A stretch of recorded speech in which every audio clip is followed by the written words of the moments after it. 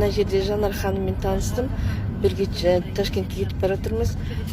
Жанар ханымның партнері бар екен Турцияда. Баласы 8 жасарлық, лейкоз крови да.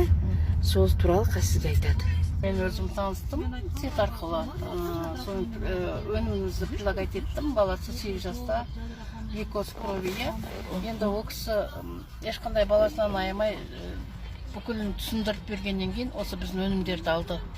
$600 заказ беріп алды.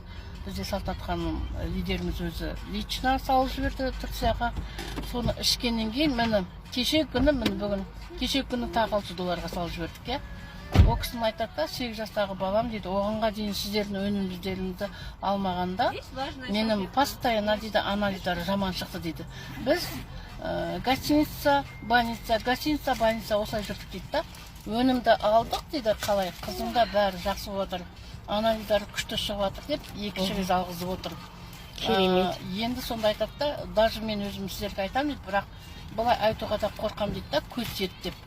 Өнімдеріміз өте күшті деп отыр ғой. Турцияны өзі мойындап отыр қыздар. Турцияға біздің Қазақстаннан қаншама адамдар барады екен да, олардың лечениесі $120,000 дейді. Так емес кейде анализі жөнді шықпай қалса, біз екі арада жүріп жатқанымыз. Сондықтан да өнім өте жақсы. Істеңіздер, өнімізді айтып отырыңыздар. Адамның денсаулығы қазір бірінші орында тұру керек. Рахмет сізге.